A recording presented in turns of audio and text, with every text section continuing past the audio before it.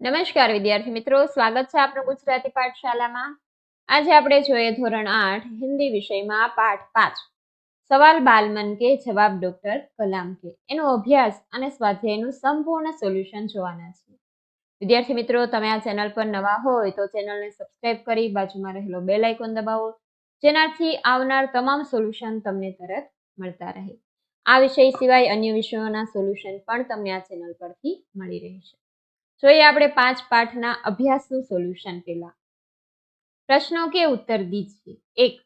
यदि आप इन प्रश्नकर्ताओं में होते तो आप कौन कौन से प्रश्न पूछते? यदि मैं इन प्रश्नकर्ताओं में होता तो निम्नलिखित प्रश्न पूछता। देश में सब संसाधन सुलभ होने पर भी अभी तक हम विकसित राष्ट्रों की श्रेणी में क्यों नहीं आए हैं?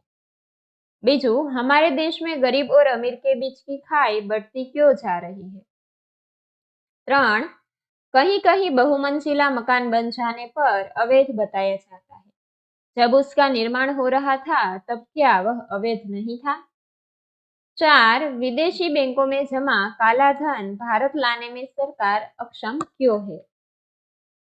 बीजो प्रश्न, डॉक्टर कलाम ने अपने बचपन की कौन सी यादगार घटना सुनाई?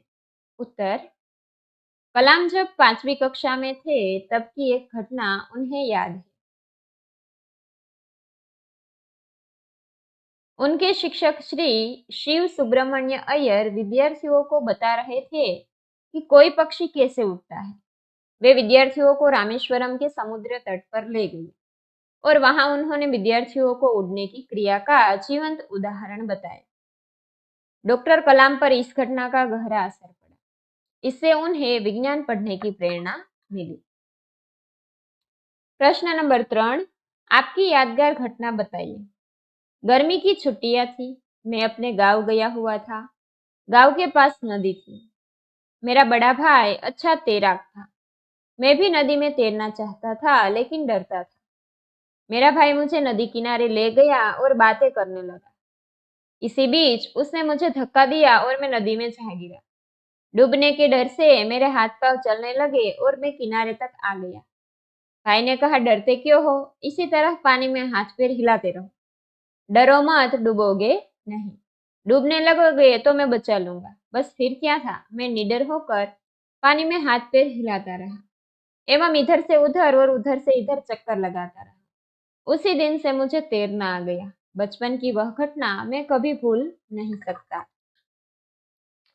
4. अपना लक्ष्य प्राप्त करने के लिए आप क्या क्या करते हैं? आज हमारे देश में डॉक्टरों और इंजीनियरों की कमी नहीं है, कमी है अच्छे वैज्ञानिकों की।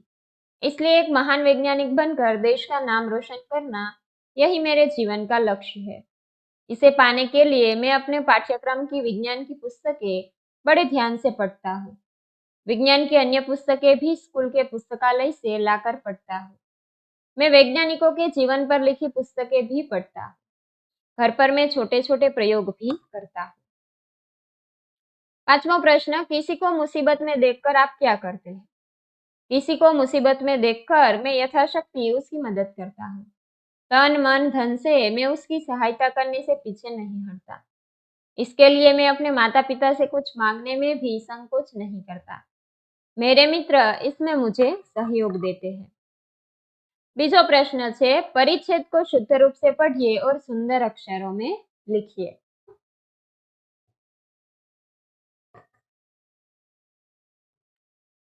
प्रश्न नंबर 3 है, बचपन में हमें किस भाषा को प्रमुखता देनी चाहिए? मातृभाषा या अंग्रेजी, क्यों?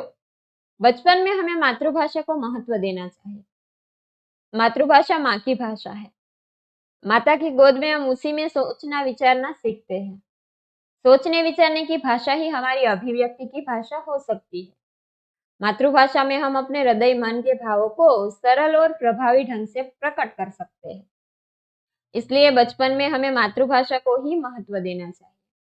अंग्रेजी विदेशी भाषा है, उसे पढ़ने सीखने में बहुत प्रयत्न करना पड़ता है। उसमें प्रवीण होने पर भी अपने हृदय के भाव हम उसमें असरकारक ढंग से प्रकट नहीं कर सकते। इसलिए अंग्रेजी भाषा मातृभाषा का स्थान नहीं ले सकती। प्रश्न नंबर 3 है, अनुमान लगाओ कि तुम 2020 में हो। अपने आसपास क्या देख रहे हो? अपने विचार प्रस्तुत कीजिए। હવે આ પાઠ્યપુસ્તકનું જ્યારે પ્રિન્ટિંગ થયું હોય છે ત્યારે 2020 ખૂબ દૂર હશે, પરંતુ અત્યારે એવું વર્ષ છે કે આપણે 2020ની પણ 2024માં પ્રવેશી ચૂક્યા છીએ. તો આ પ્રશ્ન થોડો પરંતુ આપણને આપેલો છે તો આપણે એનો જવાબ પણ જોઈશું.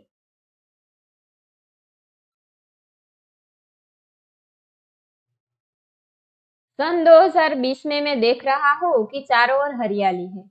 पिछले वर्षों में वृक्षारोपण की प्रवृत्ति में तेजी आने से यह संभव हुआ है। मेरे सामने की सड़क पर हरे भरे पेड़ फूलों से लदे हुए खड़े हैं। सड़क खूब चौड़ी और साफ सुथरी है। लोग चीजें खरीदने के लिए मॉल में जा रहे हैं। सड़कों पर रिक्शे कम हो गई है, कारों की संख्या बढ़ गई है।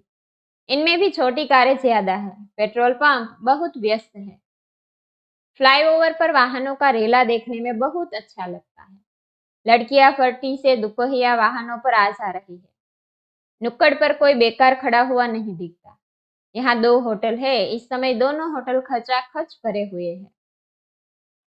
एक होटल में एक रोबोट बेर का काम कर रहा है। इस तरह मेरे चारों ओर का वातावरण चहल पहल से भरा हुआ है.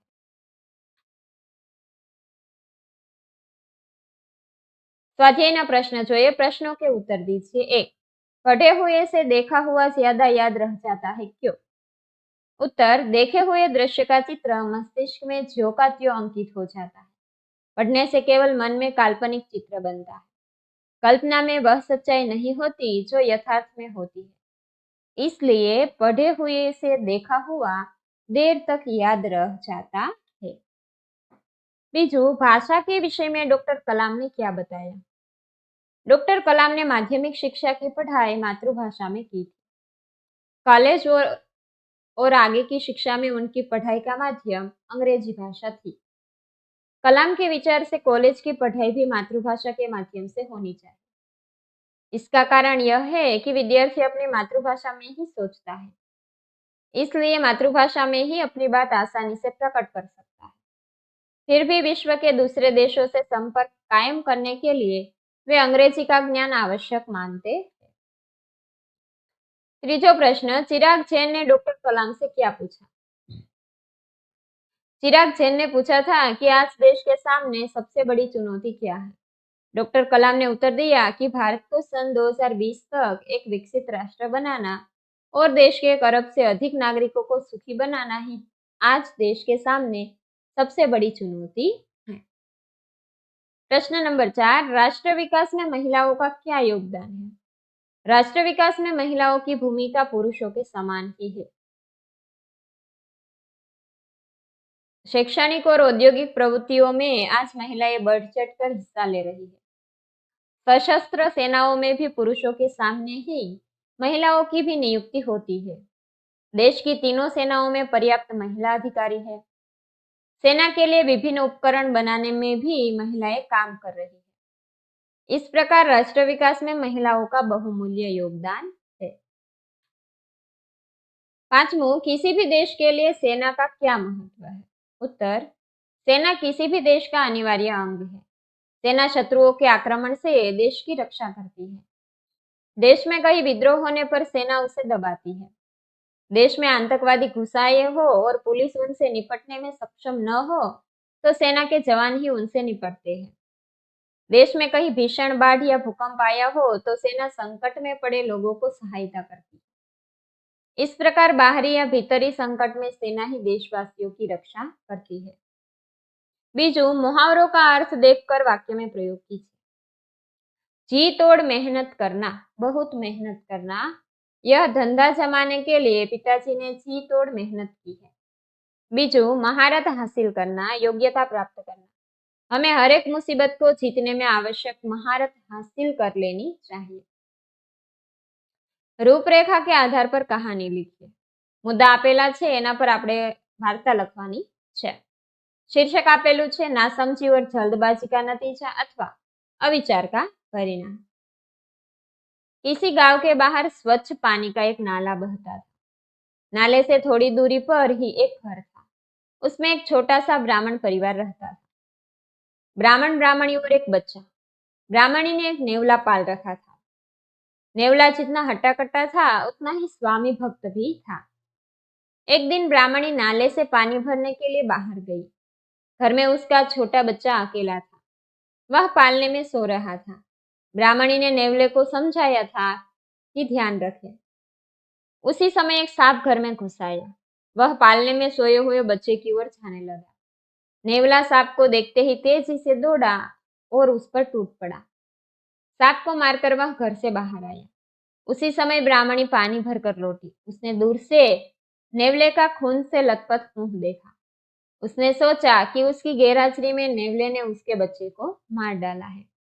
वह एकदम आपे से बाहर हो गई। उसने पानी से भरा घड़ा नेवले पर पटका। नेवला वहीं ढेर हो गया। ब्राह्मणी जब घर में भीतर पहुंची तो उसने देखा कि उसका बच्चा चैन से सो रहा था। उसके पालने के पास मरा हुआ सांप पड़ा था। यह देखकर ब्राह्मणी सारी बात समझ गई। अपने बालक को बचाने वाले नेवले को मार डालने का उसे बड़ा दुख हुआ। सीख, बिना सोचे समझे कोई काम करने से पछताना પડતા है। પછી છે માતૃભાષામાં અનુવાદ કરો એટલે ગુજરાતીમાં અનુવાદ। આપણા માટે સંસારમાં સૌથી વધારે મૂલ્યવાન આપણું શરીર છે। શરીર દ્વારા જ આપણે બધા કામ કરીએ છીએ, માટે શરીર સ્વસ્થ રહે તે ખૂબ જરૂરી છે। શરીરને સ્વસ્થ રાખવા માટે કસરત કરવી જરૂરી છે। કસરતથી શરીર મજબૂત અને સુડોળ બને છે। દરેક અંગમાં સ્ફૂર્તિ આવે છે, શરીરમાં આળસ રહેતી નથી। વિદ્યાર્થી મિત્રો, અહીંયા સોલ્યુશન પૂર્ણ થાય છે। જો તમને વિડીયો પસંદ આવ્યો હોય તો વિડીયોને લાઈક કરજો અને અમારી ચેનલ સબસ્ક્રાઇબ કરવાનું ભૂલતા નહીં। વિડીયો જોવા બદલ આભાર।